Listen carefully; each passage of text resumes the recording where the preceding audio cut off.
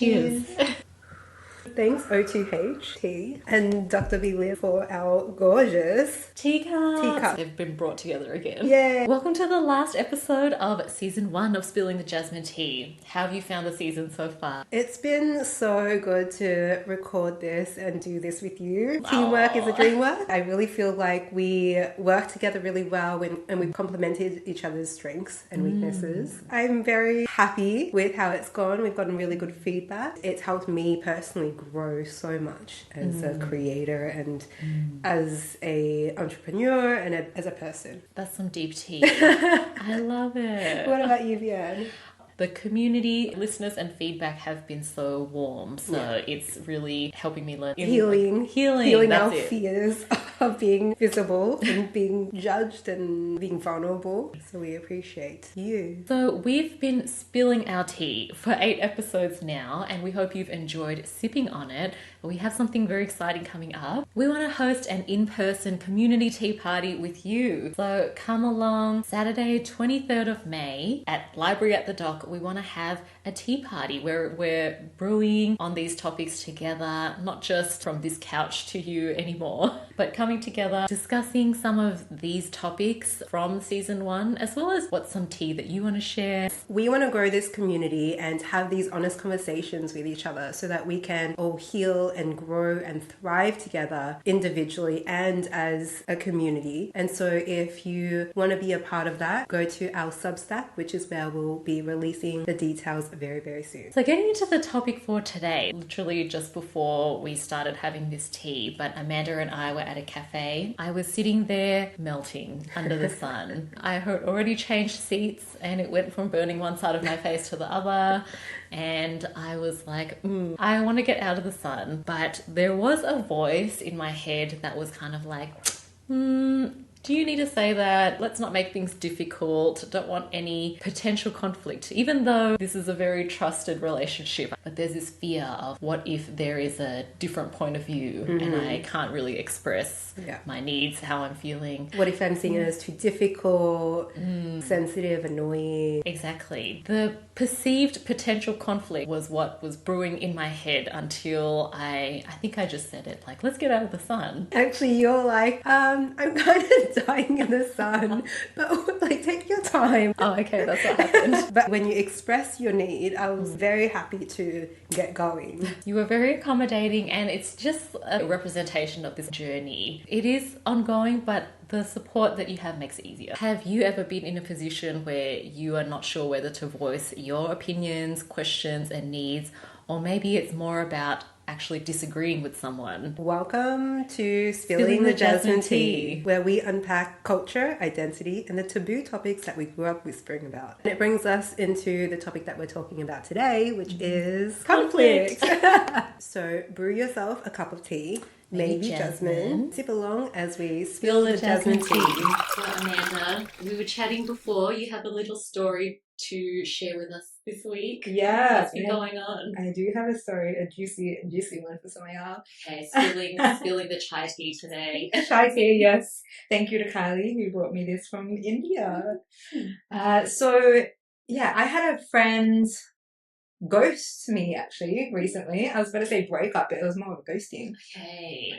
Where we were, relatively new friends, and then there was nothing in particular that happened, but all of a sudden we just stopped talking, and I tried to reach out a couple of times. So I was like, oh, this is weird. I haven't heard from them in a while. Like, I wonder if they're okay. Did something happen? Did I do something that made them upset?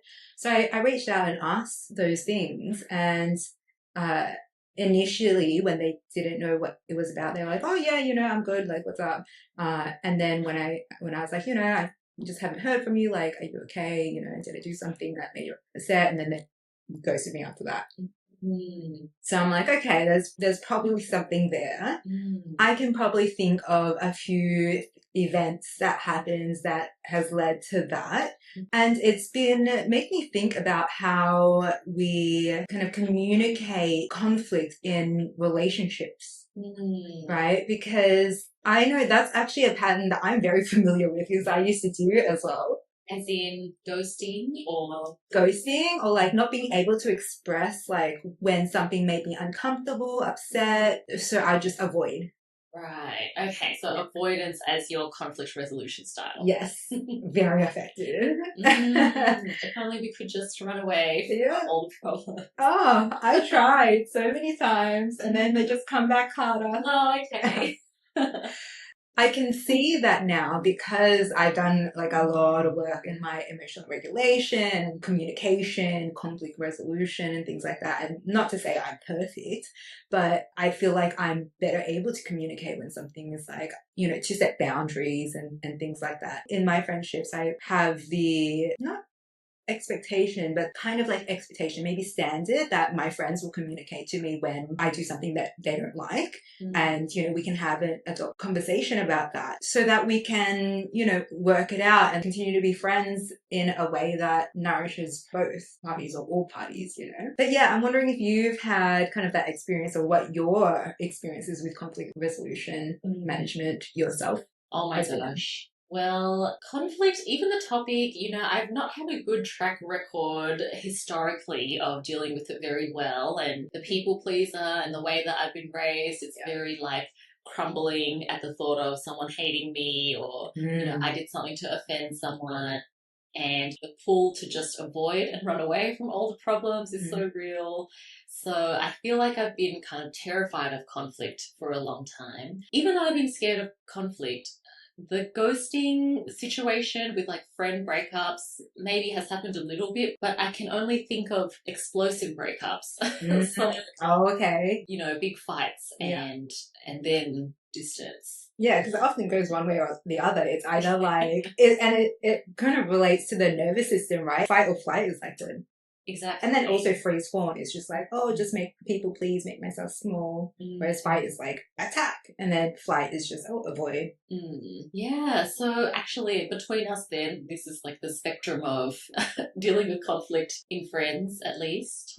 I was going to ask when you were in the middle of being ghosted and like, how does it feel when you're in the middle of that and in the conflict? It was very confusing and a bit sad and frustrating because I've had this happen before as well for similar reasons. And, you know, also in hindsight is often people who I've noticed like weren't able to communicate their boundaries, or when I communicated boundaries, it got really awkward. Right. And I feel like if you get awkward about someone communicating their boundaries, it's like, okay, are you comfortable with boundaries? Are you comfortable with communicating your own boundaries? Because there's that saying that boundaries are where I'm so bad with quotes. I don't know why I try.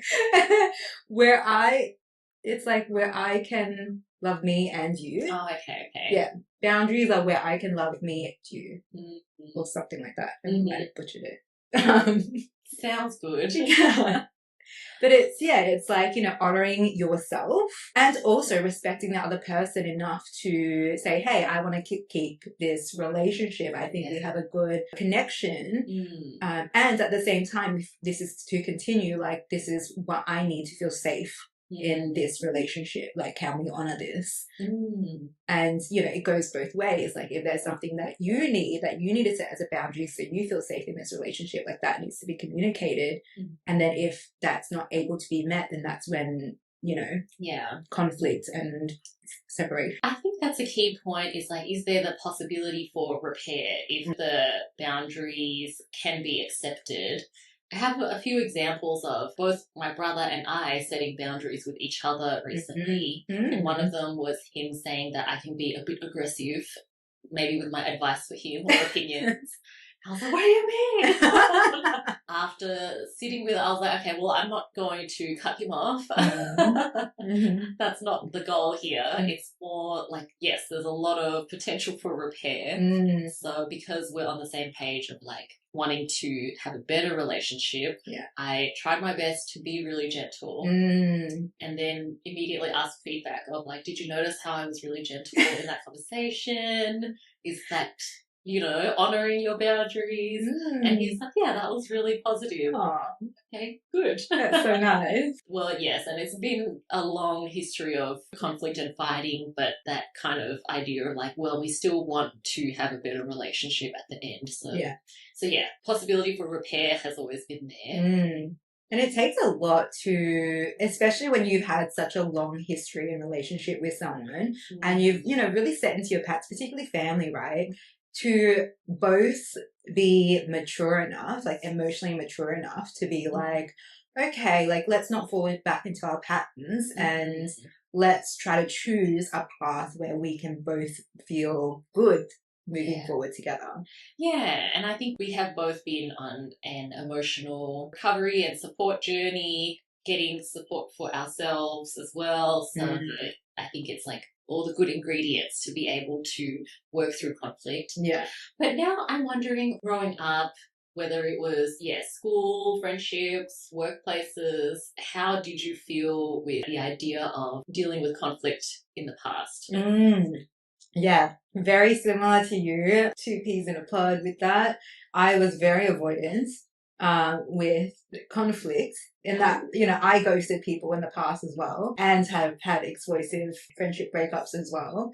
I remember actually, this is so funny. This is like a random memory that I don't think I've shared with many people before. So this is really hot tea. My first, like, quote unquote boyfriend was when I think I was 15, 16, and I had like a group of friends, and there was this guy that like asked me out after like being friends for a little bit. And I said yes because I wasn't taught how to say no. I didn't know how to say no. I see. It's like, I'm not really interested, but I don't know how to say no, so I was like, yes. And then, this is the best part, I like avoided him for like 2 weeks.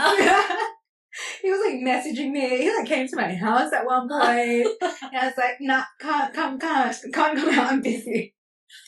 Oh my gosh, wow. And then finally, when I saw him at a friend's place, we were all there together with the group. He was like, took me out for a chat. It's like, what's going on? And somehow, I think it was obvious by that point, but I managed to muster out that, I didn't actually want a relationship. Oh my God. So you pulled through in the end. Yeah. But that whole relationship was avoided. Not wanting to say no at the very beginning. Yeah. Yeah. I mean, I'm laughing really hard at you, but that reminded me. Wow. I thought you were laughing with me. I'm both with an okay. Totally fair. You can laugh at this story. When you said that, I remembered as well when I was in high school and I was kind of having conflict / misunderstandings with someone. They were like, "Leanne, can we talk?" And I was like, "No." And they're like, "Oh, please, like, just one conversation." So I was like, "Oh, I have to visit the teacher, but I'll come back and then we can chat." And then I ran home. Oh my God. And then that was it. And I never saw them again. So yeah, that is the story of avoidance that oh my God. I can't really laugh at you. I didn't know this episode was going to be so funny.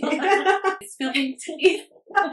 Yeah, so that was basically how I dealt with conflict a lot of my life up until like probably mid-20s. And even saying no, I think the people pleaser is so closely tied to that because if you say no, you're risking conflict, right? If you say no to someone's request because it's honoring yourself, your boundaries, then that may cause conflict and you have to deal with that. So if you conflict avoidant, you'll just people please and say yes, shrink your own needs, shrink your own boundaries so that you keep the peace, their peace, but not your peace. And most things, I feel like I learned this from my parents. They obviously didn't get the chance to learn how to regulate their emotions and deal with conflict. And, we're in survival mode most of the time. So they were just in survival mode the whole time. And so when they had conflict with each other, it'd just be angry outbursts, but nothing would ever get resolved. I think there's two parts to it. It's like my mum has a lot of people pleaser in her because that's what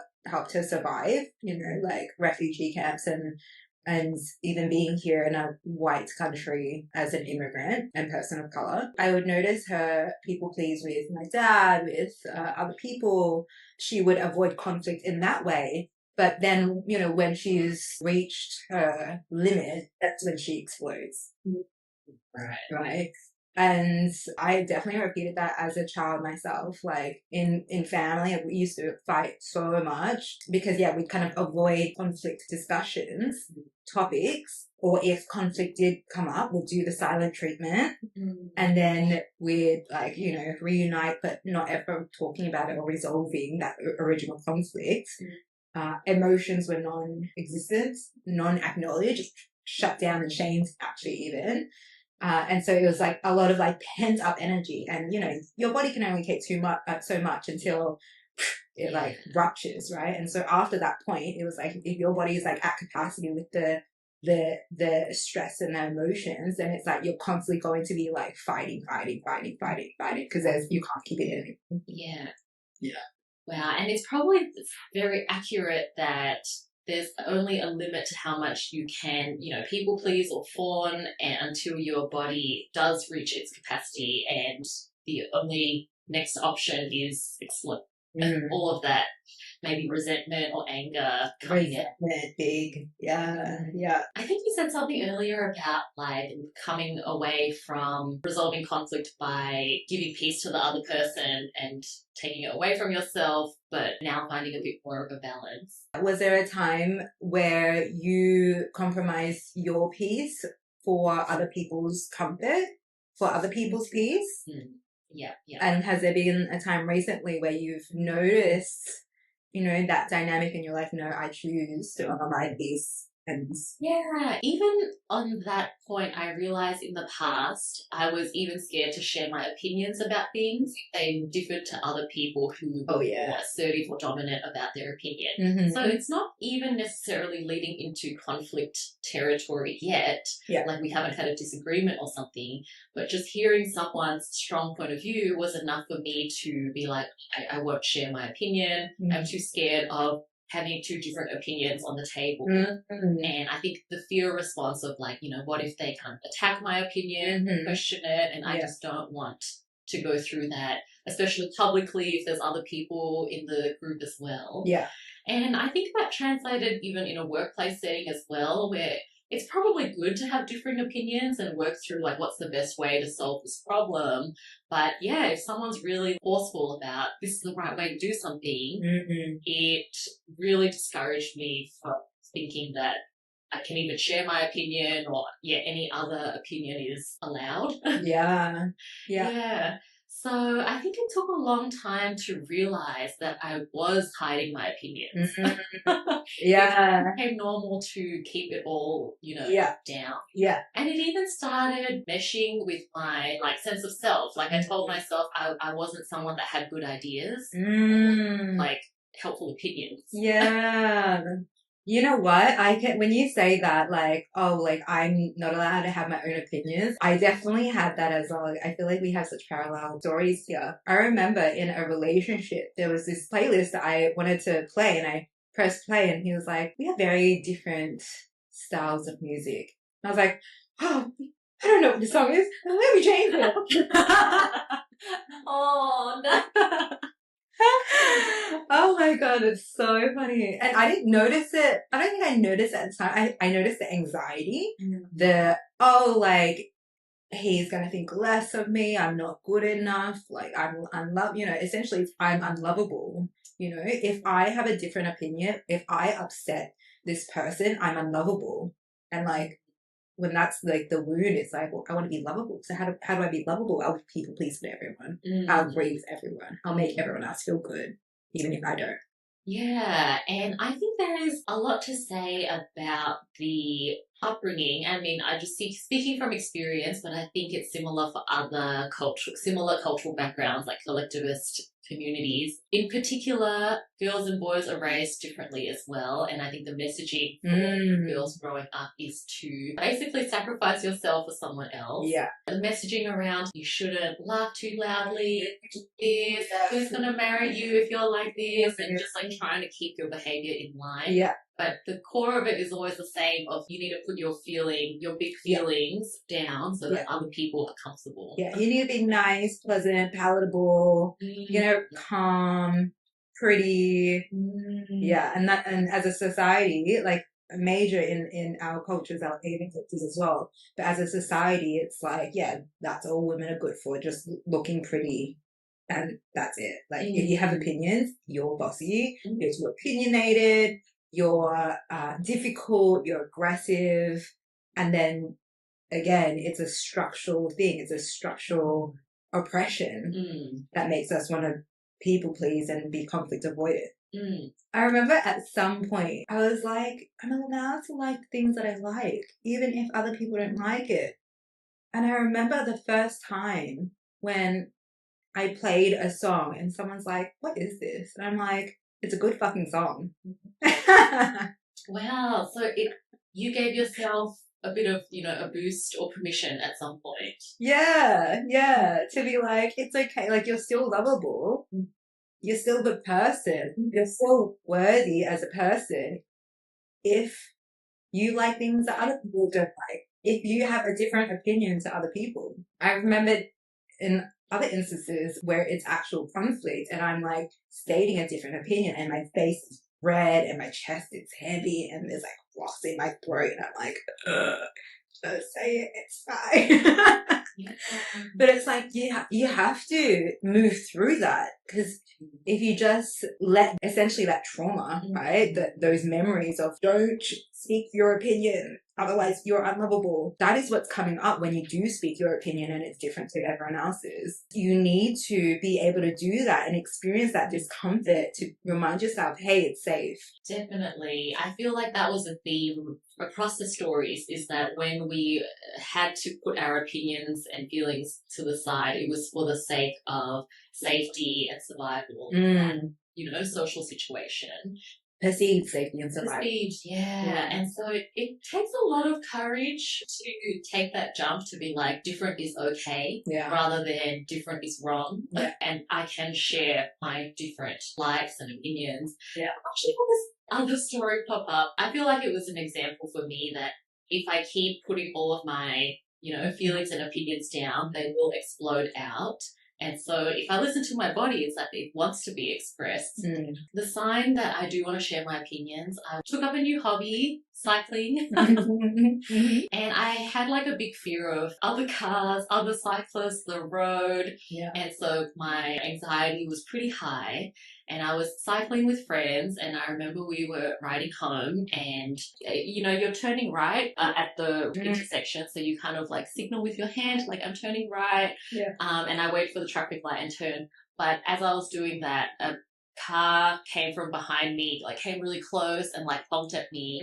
But I felt like, I was doing the right thing. And they drove off. And then out of nowhere, I just screamed, like, I'm trying to turn, bitch. I screamed, it just came out, and I heard it, and then I looked around and all these pedestrians were looking in my direction, and I asked my friends, I'm like, what are they looking at? And they're like, you. I was like, did I say that? It didn't even register. I love that. They were probably looking like, who's this bad bitch? Who? Yeah. I fucking love that. Oh my gosh. More of that, yeah. Well, that's what I realized. Like, it happened, and I didn't know where it came from. Like, it was so shocking. I was like, that was me. Yeah. Because I was like, yeah, whoever said that is right. Since then, I actually had a few other examples of, like, accidentally slipping my opinion. And it's probably that I wasn't a limit, keeping my opinions in. And then it would just come out, and once again, I'd be like, who said that? That was great. And so that told me, like, I need to share my opinion. It's okay if it's different. Yeah. I'll still be okay. You know what came up for me when you were telling that story? I go to the Palestine rallies a lot, and I watch these little kids, 3, 4, 5, 6-year-old kids, and they're on the microphones, and they're fucking screaming, like, free Palestine! Israel is a terrorist state! And they're like screaming at the top of their lungs and like leading the chants with like all of these people.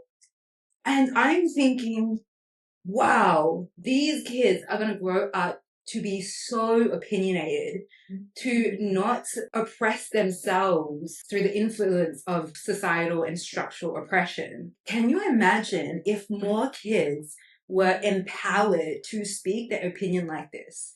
Because even as adults, when we say this stuff, the systems, the structures, the governments, the powerful people are trying to shut us down. They're trying to dox us. They're trying to imprison us. They're trying to, just shut us down. And so to have that understanding that fuck the system can't control me. I'm allowed to have my opinions and I'm allowed to voice them at such a young age. I'm like, wow. yeah. And I think what I'd add to that is like learning that at such a young age. I think the starting point is we're allowed to have different opinions. The next bit is I'll share me, you share you, and then working through it together. Like that would be amazing. Yeah, absolutely. Yeah, and a movement is definitely a place to learn that. If you know, you know. Yeah, and it makes me think about what if we had that opportunity, that empowerment from such a young age? Like how different we would be. Because it fundamentally, I believe, changes you as a person to be able to speak your opinions, right? Because otherwise, when you don't feel safe doing that, you are pandering to everything, everyone else. And that shapes who you are, right? As opposed to when you decide it's safe for me to have opinions, it's safe for me to have different beliefs. I'm allowed to explore that and I'm allowed to voice that. I'm allowed to explore opinions that are different from the norm, different from the status quo. Right? And we know the status quo is fucked up. Can you imagine, like, what if more children had that empowerment? What a different society we would be. What a vision. A vision, yeah. So your journey was like a similar starting point of avoidance and how we've been trained to put our needs to the side. You started giving yourself more permission. And then how about now, if there's an example of working through conflict and different opinions? I feel like I don't have a lot of conflict anymore. Maybe that's part of it. It's like the conflict, it just looks different now, whereas before was difference of opinion equals maybe conflict is coming. Yeah, you know what it is? I surround myself with people who can communicate. And so I feel like, when there is a difference of opinion, we both communicate it. I know that we're working together as a team, essentially. You know, it's not me versus you. It's us versus the problem, right? With the friends that I have now, we don't really have conflict because we just figure out something that works for the both of us that we both really want. And I trust that if there's something that they don't like, which we've spoken about for you, like you're really good at it, like setting boundaries. And I appreciate and respect that so much as someone who's lost so many friends to not being able to communicate boundaries, whether it was them, myself. I do, though, have conflict with my family still. And, that's, I think, one of the most challenging things for most people because it's habits that have been for your whole life, basically. I have gotten better at apologizing if it is my space to apologize, and also being very conscious of understanding patterns and not getting into conflict, not raising my voice, for example. Sometimes it still slips when I'm at my max. And sometimes if the other person doesn't respect my boundaries and just wants me to shut down my own needs to please them, like I'm like, okay, well, there's nothing for you here then, because I'm not going to do that anymore. And so that's where I have been in the past as an avoidant, very quick to cut people off. I'm not as quick anymore, but I will if you're not respecting my boundaries. And I feel like to add nuance to the conversation, because I think we've also seen some recent examples like, celebrity relationships and stuff where boundaries is used as maybe an excuse rather than a respectful thing, where they might say it like, my boundary is you have to text me 3 times a day or something like that. Like that's actually not a boundary. Yeah.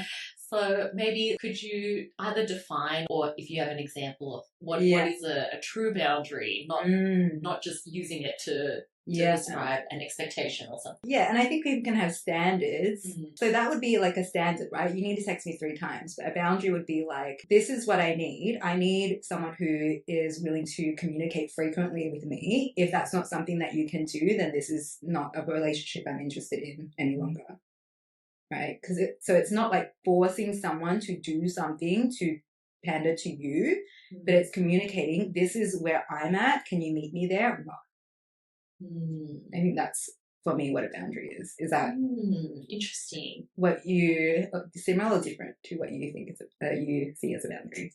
The funny thing is, I think my definition of boundaries like constantly changes as well. And I think where I'm at now is that it's really not clear cut, and there's so many layers to it, including the type of relationship, stage of your life, where you're at.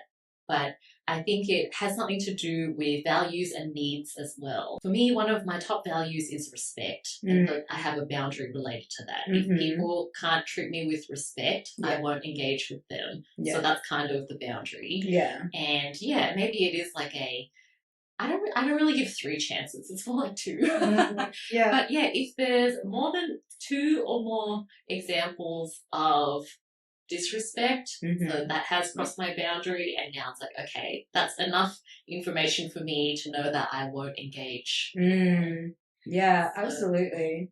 And I think it's similar in that way. And I feel like the way that you're framing it, which I definitely agree with, is that boundaries are basically for you, right? It's like, are you honoring your boundaries? If this is what I say is the standard for, you being in my life, that you need to treat me with respect, and that looks like XYZ. If you don't meet that, then am I going to respect myself enough to say, this is not for me? Yeah, so it's like another prerequisite is being able to back yourself. Give yourself that compassion. Be like, it's okay to have this need, have this opinion, and stick to this boundary. An example that I recently just realizing is a boundary of mine is for like work collaboration stuff. Like, I'm a very like take initiative, go get a type of gal. Confirmed. And I love collaborating with people. I love people in general, and I love creating things with people. And so if I think someone is cool and they're doing cool things and our values are aligned, I'll reach out and be like, hey, like, I think we should collaborate. There's been some collaboration attempts where I feel like the energy is not mutual, right? I come in and I'm not expecting people to exactly like me, but I need some enthusiasm. I need some kind of frequency match. If I feel like I'm dragging this along and putting in all the energy and trying to organize, and it's not really, if I just let go, that nothing would happen, no longer something I'm interested in. And so it's treating myself, my time, my energy with respect enough to say, this is the standard of the people that I collaborate with. And if you don't meet that, that's my boundary. I'm not engaging. Yeah, I think that is fair. I don't know, the image that came to mind when you were describing that is that's how nature works too, right? I was thinking an indoor house plant, even like a hardy one, like a succulent, but if you keep giving it water and you're not getting the same, sunshine or whatever else is needed to nurture this relationship, it's going to die. Yeah. And so it sounds like you're also more okay with relationships if it isn't meeting the requirements and needs, values that you have, it's okay to let it go. Yeah. And I think that really comes with how much I value myself now, my time and my energy. Like, I know when I enter a new relationship, whether that's a friendship, a collaboration, business partnership, a romantic relationship, I'm all in. I have so much to give and I'm willing to give it to the right people. And so if I'm not getting the vibe from you, that it's not reciprocal or that there's just a mismatch. If I do allow myself to be in it, I would be essentially draining my energy because I'm not really getting anything back. Then it's like, I value myself too much. I value my energy and what I have to give too much to give it to something that's basically like a dead end. Or like a black hole, that just absorbs my energy but doesn't give me anything back. Do you feel like that is something that you've learned as well as you've been on this journey to go from conflict avoidant to Conflict neutral. to conflict accepting? Yeah, being okay with it. Yeah, being okay with conflict. That a big piece of it was having a stronger sense of self-worth and valuing yourself. I think a really big part of it was me giving myself that boost of confidence, pat on the back. Feels like I haven't really been encouraged to do that growing up. So maybe it took a while to practice that and do it. And I still struggle with conflict currently. When disagreements and different opinions and things like that happen, I still feel like a tightness. Now there's a little bit more energy and compassion for myself to be like, it's okay.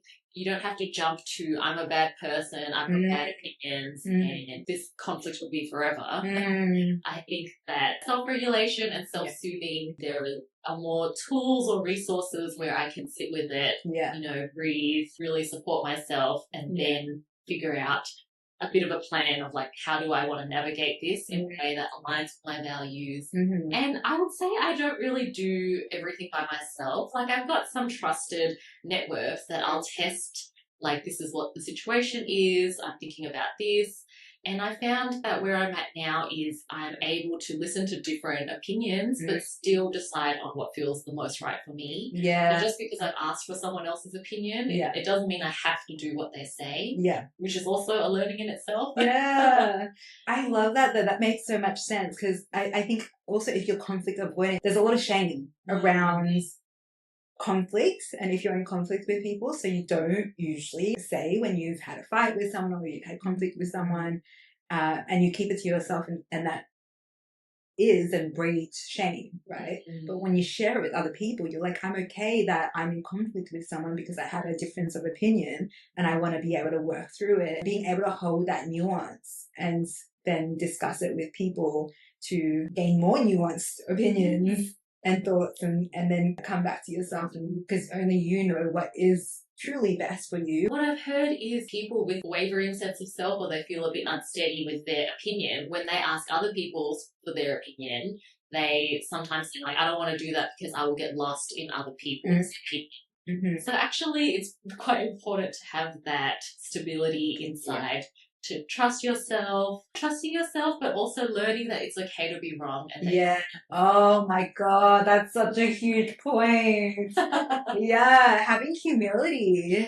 Not shame, not guilt necessarily, but humility. That's a huge point. I can't believe that it's taken us this long to get to that. But major, we're not always going to be right. Sometimes we're going to be the bad guy, you know? Yeah, and I think actually I've learned the most in those situations. Yeah, so true. Given me perspective for other people. Yeah. You really have to separate yourself from the wrong opinion or the wrong argument or the way that you showed up. If you label yourself as, I'm a bad person, I'm difficult, I'm always wrong. Or even, I'm always right. You know, when you attach yourself to that, you make it very difficult to change, right? Or to be flexible, or to have that humility and to just improve and do better next time. Yeah. An example of practicing humility, or maybe like forced humility, is when I was in the car with my mum and she was driving and she's like, oh, do I turn on this next street? And I was like, what are you talking about? That street is parallel to this street. And I was getting, for some reason, like really heated. And I was like, parallel lines, Mum, they will never meet. Getting like more and more firm in that I'm so right about this. And then at the next traffic light, it was that street. And she was right. It's not parallel, it's perpendicular. And then as soon as we saw the street name, we both burst out laughing. And I was like, wow, I was so wrong. So luckily she was in a good mood. And we were able to laugh about it. But it was that lesson to me of like, well, did you look at yourself and how firm your opinion was 2 seconds ago? And it's okay. We can laugh. I now know that these streets are not parallel. Lesson learned. Exactly. Life lesson. That actually brings up another point, which is a whole another episode we can get into, but for me, it was really difficult to admit that I was wrong, because growing up, if I did something wrong, or if I did something that was perceived as wrong, I would get yelled at, I would be berated, sometimes physically hit, and so I learned that wrong is bad. Lots of consequences. Yeah. Mistakes bad. So it makes you like double down on the I'm not wrong. Yeah. Or like high. Like I'll like, if I had a scratch on the car, my dad would be like, what happened? I'll be like, I don't know. And that time, I was parking or something and I scratched the car. But another time I was just driving on the road and there was just like a shuttle something there. And, you're going 80 on a road, it's around, a curve or something, you just see it, you don't really have time to stop. And I went over it and flattened all the tires. Oh my God, so dangerous. When I got home, my dad was like yelling at me. He was like, why did you drive over the shrubs? I'm like, because I was driving, like what was I supposed to do? Yeah. Maybe it is another topic, but I think it's related to the cultural attitude of not tolerating any mistakes. Yeah. I also had a similar experience of if I got hurt, it was not like, oh my gosh, are you okay? It was like, why did you do that to yourself? Oh, yeah, yeah. So, yeah, I think when you grow up with like this belief that like it's not okay to fail, make mistakes or be wrong, it becomes really scary to potentially be wrong through all of those life learnings. Any tips for your younger self or people who are on this journey of how do I be okay with conflict? Go to therapy. Honestly, I feel like that's like the answer to all of our podcasts, like lessons that we've learned. Go to therapy. Oh, one piece of the puzzle. Yeah, one piece of the puzzle. Read anti-racist books. A thread that I had in my head before is the nature of colonization, of colonialism, is that there is one right way and the rest is wrong. And that one right way needs to be dominated and shoved down everyone's throats until they don't breathe, basically, essentially, literally. That's why I think I've said this before, but one of the really random, very impactful things that helped my self-confidence and sense of self-worth was reading my first anti-racist book, because it made me realize how the system has made us suppress our opinions.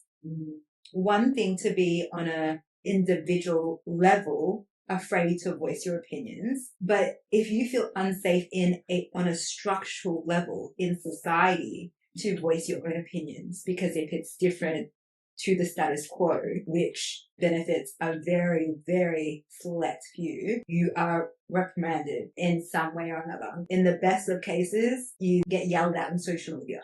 In the worst of cases, you get incarcerated or killed. So if we don't feel safe to voice our opinions, especially if there's injustices that are imposed by the state, then how would we feel safe voicing our opinions anywhere? So that got to. It's all connected though. It's all connected. You're really right that it's all connected. My journey into reading about anti-racism started with learning about feminism, the patriarchy, anti-racism, colonialism, because of course it's the same struggle. It all comes together. There is a lot of power in that knowledge and really like critically questioning things. Yeah. And maybe that is the starting point. It's questioning things. Yeah. Why should I keep myself small and uncomfortable to make others feel comfortable? Yes. The why. The why. The why behind it. Yeah. What about you? What is the thing that's helped you the most on your journey to self-empowerment? There is a big part of this kind of like trusting your body, which is so hard. Yeah. And takes a long time as well. Yeah. But even just listening to yourself, your gut feelings, or when you're starting to get sick as a really obvious sign of like the why. Yeah. Why am I sick now? Yeah.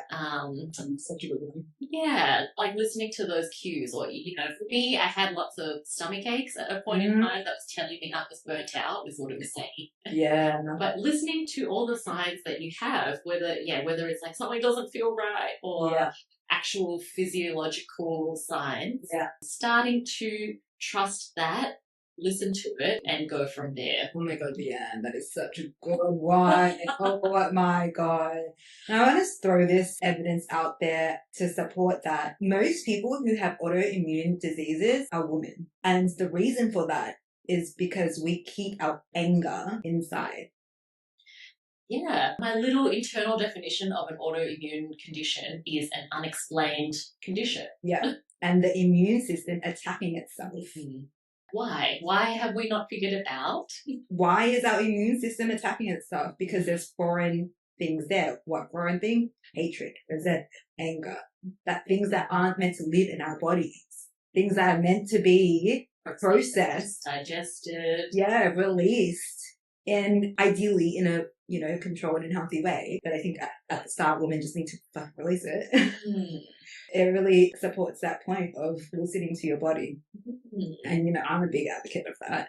I think our bodies are so wise, not just in intuitive eating, nutrition, movement and stuff, but like emotion, trauma, processing, understanding ourselves. Yeah, so if we learn not to criticize, like, oh, why did I, why am I reacting like this? But listen to it, try to figure out, like, what is the wisdom it's trying to say? Yeah. It feels a lot nicer to have that compassion, and then you do put all the puzzle pieces together and get to figure out a path forward that makes more sense to you. Yeah.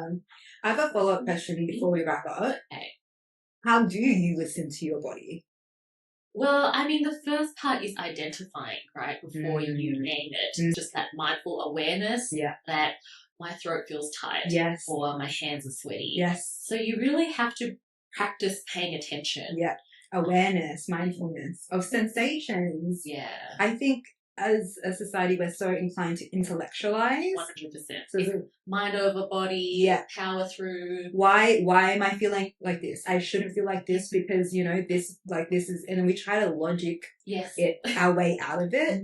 But it's an emotion. You can't logic your way out of emotions. Oh my God, that's what I say every day, Amanda. Every day. I think we have, as a society, we value logical reasoning a lot. Yeah. But I always say that logical solutions solve logical problems and emotional solutions solve emotional problems. Yeah.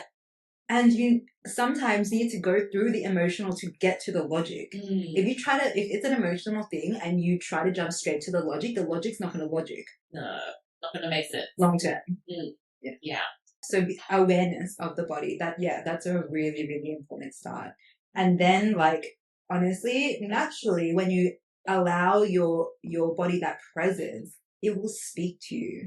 Definitely. Once you start to notice patterns, maybe it's a person that you're like, oh, I've started noticing you get a tight chest. Yeah. And it's like every time you go to this spot or you talk to this person, you notice this. Then once you identify that pattern, it's like, okay, what is it? Is it fear? Is it this?